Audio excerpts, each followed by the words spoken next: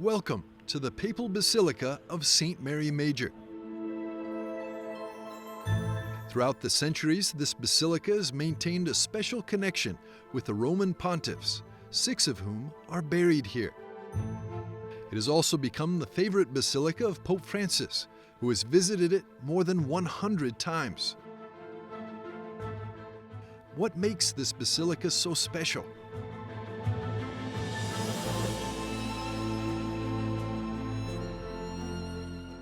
In this series, we follow Guido Sante, a conservator-restorer of works of art, as he shares the history of the basilica that witnessed dogmas, miracles, popes, relics, and great artists.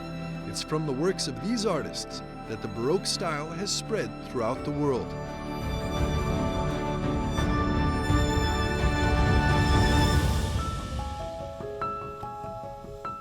There's no apostolic trip for Pope Francis without a visit to the protectress of the city of Rome, the revered Salus Populi Romani, kept in the Basilica of Santa Maria Maggiore. On the very first day of his pontificate, Pope Francis brought flowers here, and since then, every time he departs from the city of Rome for a mission or returns from a pilgrimage, he makes it a point to bring flowers to Our Lady Salus Populi Romani, translated from Latin as health of Roman people.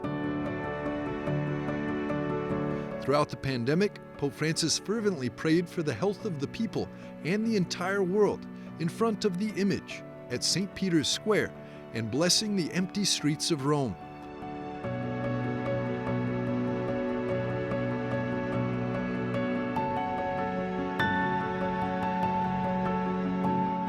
His gift at the end of 2023 was the precious golden rose offered as a sign of gratitude. This icon serves as the spiritual compass for Pope Francis.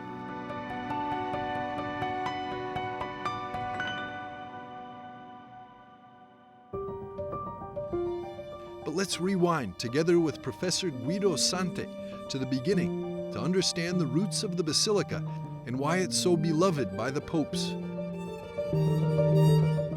Let's go back to the time of the Council which settled the contemporary debate over the nature of Mary's motherhood by proclaiming the dogma of the Theotokos. While some argued that Our Lady was the mother of Christ's human nature alone, the Church ultimately pronounced her the God-bearer. The Basilica of Santa Maria Maggiore is traditionally believed to be founded by Pope Liberius, but it is to Pope Sixtus I that we owe the construction of this extraordinary monument of Christianity, precisely after the Council of Ephesus. The Council affirmed the divine motherhood of Mary. The Basilica, of course, becomes the first and most important Marian temple in the Western world.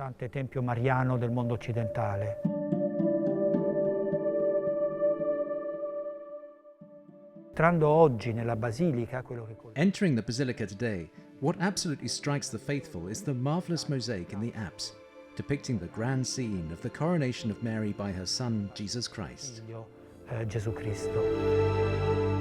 The mosaic is the last masterpiece of the Middle Ages in Rome.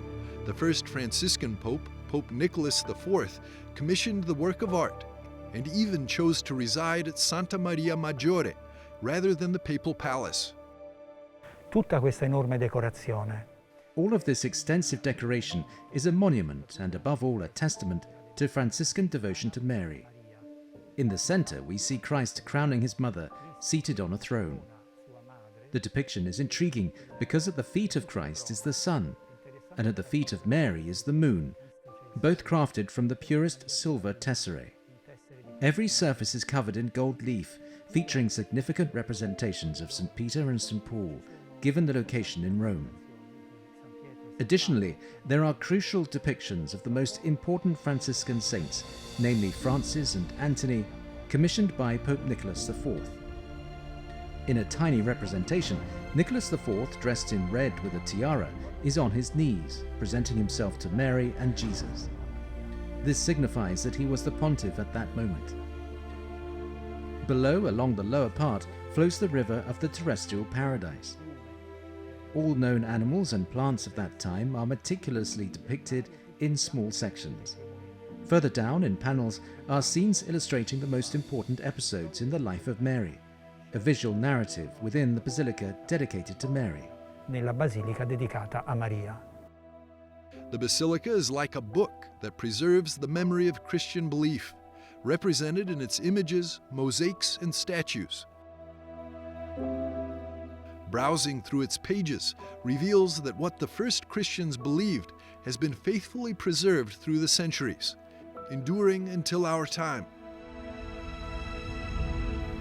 È interessante che invece l'arco trionfale, immediatamente prima, It's interesting that instead, the triumphal arch just before the grand apse depicts episodes from the Old Testament.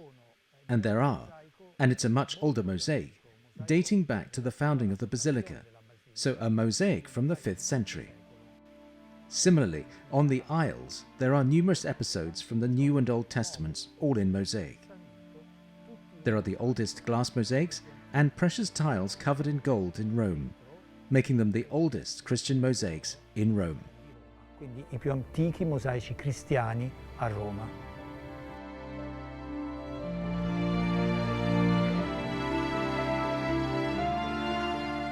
Pope Nicholas II bequeathed the Franciscan charism to the basilica, which had also been called Santa Maria ad Praesepium and Betlemme ad Occidente, because it contains the relic of the cradle of the baby Jesus. In homage to this sacred relic and in keeping with the tradition of St. Francis, Pope Nicholas introduced the first ever nativity scene within the basilica, inspired by St. Francis's iconic live nativity scene in Greccio.